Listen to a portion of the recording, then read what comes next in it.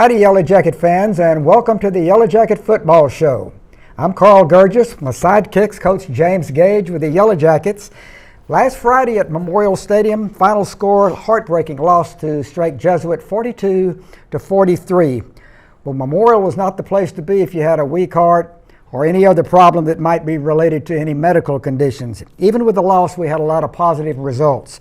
346 yards rushing, 5 TDs, 3 by Deshaun, Ryan Garcia, and Brandon Griffin kicked in with 1. Defensively, we had 3 INTs, killing Jesuit drives, 2 by Riley Pravlis, the 67-yarder that he returned for a touchdown, and 1 by, is it Cesar? Cesar Lamel. Coach, one of those games where you could play a woulda, coulda, shoulda, but it just didn't turn out as you'd like for it to be.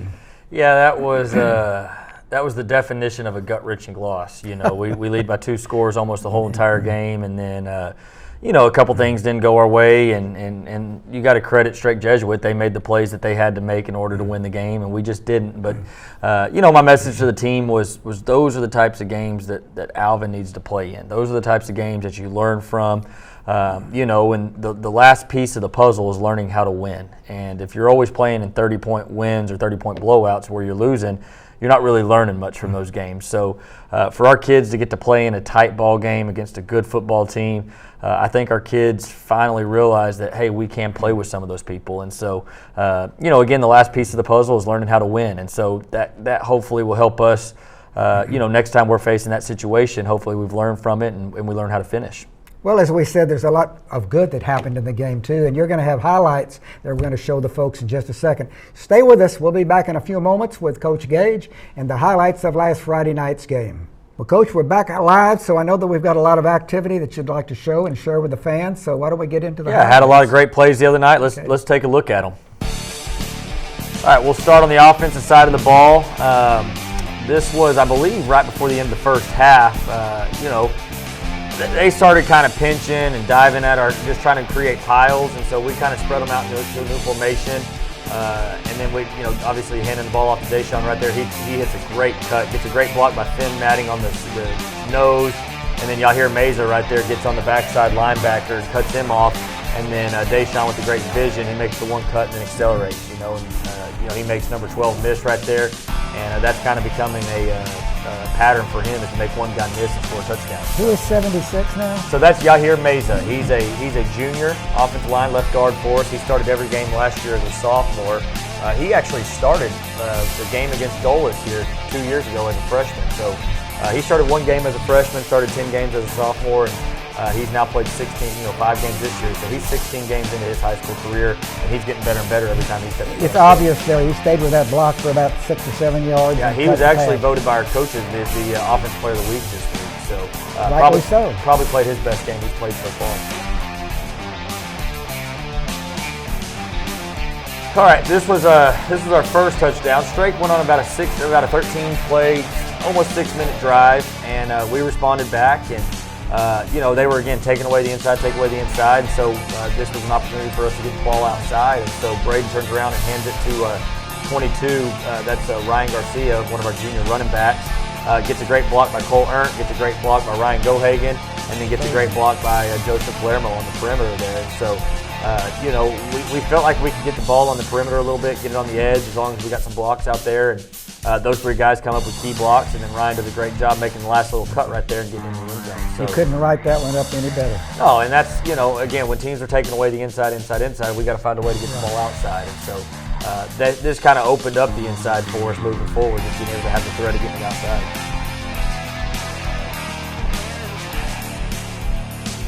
All right, so this was late in the game. It was a 7-point lead right here, and we were trying to run the clock out. And you never want to score too fast, but looking back on it, the 41-yard touchdown is great, but we would have been okay with the first down too. But again, Deshaun doing what Deshaun does best. He breaks 1 tackle, like we said, and then he's got the capability to take the rest of it to the house. And so, through 5 games, he's got 845 yards rushing and 10 touchdowns. So he's off to a really good start. But again, he's just the way he practices, the way he prepares. It's no surprise that late in the game like this, he has the opportunity to break tackles. So he's a really strong runner. Gets a great block there by Del Toro, gets a great block by Kohler. And then again, late in the fourth quarter, we feel like he's so strong and well-conditioned that as the defense wears down, he's got the ability to break one tackle and go the distance. And you can't tell him don't score. No, absolutely. You're never going to credit or fault a kid for that. But we ended up missing the extra point. I think it got tipped, and that would have made it a 15-point game. Instead, it was a 14-point game. They go down and score, recover the onside, go down, score, go for two, and that was kind of the difference in the ball game. So, again, little plays, you go back and look and realize, man, if we'd have done this, if we'd have done that, we win the football game. But obviously, great effort by our offense. Putting up 35 points offensively, and then you pick 6 by Riley. But 42 points on the board is a good night for us.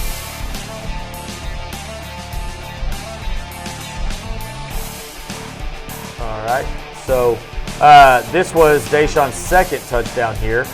We had run a quarterback wedge a couple times before that, so they were really starting to pinch. And you can watch their defensive line is just trying to cut our offensive line. Their linebackers are playing at the line. And so we just decided, hey, if they're going to take away inside, let's run the ball outside. And so, again, that's one of our best plays. Some people call outside veer the best play in football, and it's been one of our more successful plays over the last 2 years. But Deshaun does a good job running it. Yeah, and Deshaun saw it was closed up in the middle, and he just takes one step to the right. Right. And makes his own. He's got great vision, and again, he's the one cut and then accelerate. And that's what he does really, really well. So, just proud for him. But a great job by our offensive line. You got 61 Connor Ortiz, who's been injured all year. This was his first game back, getting a great double team block right there, and then getting up on the linebacker to kind of spring him free. So excited for him to be able to get back out there. And he's a senior this year that we weren't sure if he was going to get to play.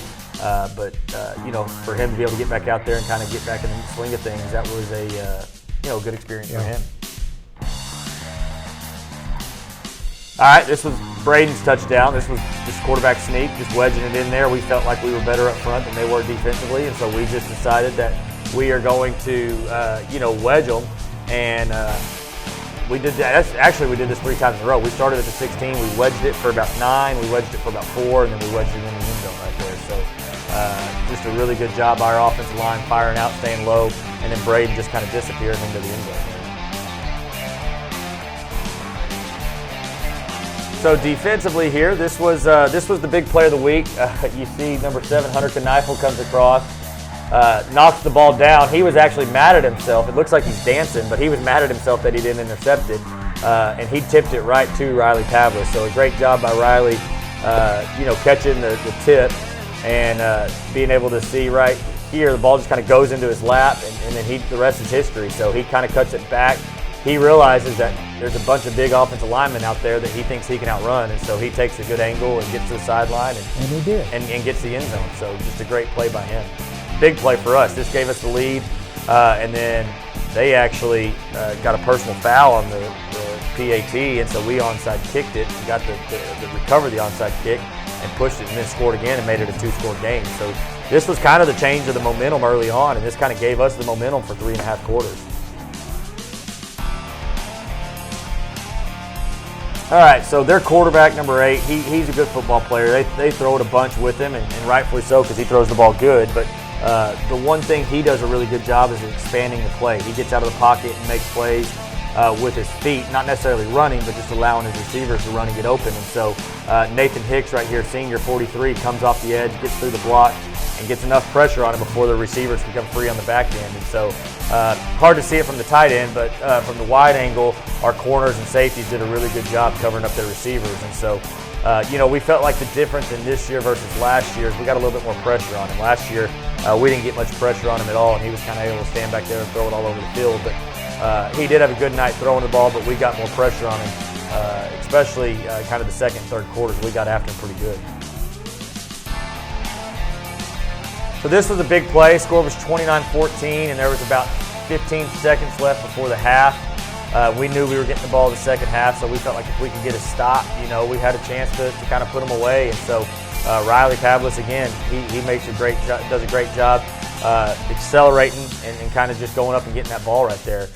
Number 4 is a big tight end, actually committed to Northwestern University. He's about 6'4", 220, so he's a big target. But Riley just kind of goes up and just kind of steals it from him right there. And so gave us the ball. We took a knee and went to half with a 15-point lead.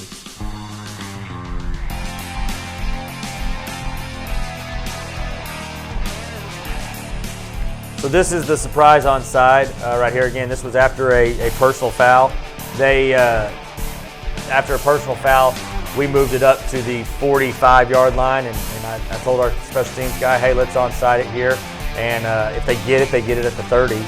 If they don't get it, it's our ball. That's a great steal for us. So an unbelievable kick right there by Austin Hill, and then Mason Garcia goes up and catches it right there. So just great execution by the kickoff team, and again, big play because we went down and scored, and that made it a 22-7 game. So just a really big momentum swing. And you have to have a little luck, and that's what we got. We deserved it.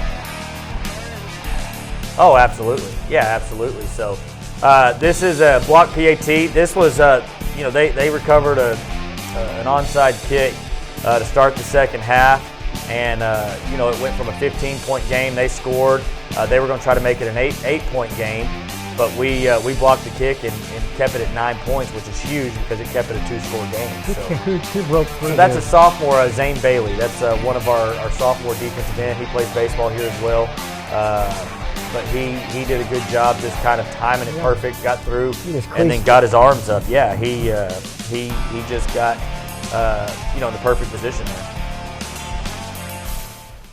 Well, some good highlights, and as we said, a lot of disappointment, but I think quite a few opportunities there that we took advantage of, and you score that many points, yeah, you ought to win. Yeah, again, it's learning how to put teams away. When you're up 14 points with 4.5 minutes to go, you're supposed to win the game. But we didn't, and we learned from it. We moved on from it, and we're going to get ready for the next one. We got a big challenge ahead of us this week. We do. We have to go to Pearland, a few miles to the north. Tell us a little bit about Pearland. New coaching staff. Obviously, Coach Gott's coming over from Paytown, won a state championship there last year, and I think he brought 9 or 10 coaches with him. So if you watch them on film, they look like Katy has looked for the last 20 years. They look like Paytown did, and they're a lot of coaches fall off the branch of that Katy tree, and so they're very well coached. Their kids are still learning a new system. It's a new defense. It's a new offense for them. So their kids are still learning, but we feel like that the way we played Friday night, if we can match that against them, we got a chance to go over there and beat them. And so it should be a good atmosphere. We played them tough for a half last year, and then things kind of got away from us in the second half. But we feel like if we can go over there again and play well, we got a chance to stay in the game until the fourth quarter. And I think you do. They played Strake Jesuit a good ball game. Could have won the game as well, but obviously the Strake came through. But at the same time, like you say, we've got a good opportunity and we ought to take advantage of it. Right. Yeah. I think we're their homecoming, so they'll have a great crowd there. It'll be a good night for football. We're going to go over there and we're going to get after them as long as we can and as hard as we can and see what happens. The kickoff's at 7 o'clock at the stadium there in Pearland, 23-6A action. Kickoff 7 o'clock. So, folks, we hope to see you there at the Derrick this Friday night when the Jackets take on the Pearland Oilers. For Coach James Gay, I'm Carl Gurgis. We'll see you at the Yellow Jacket game. Jacket pride never dies.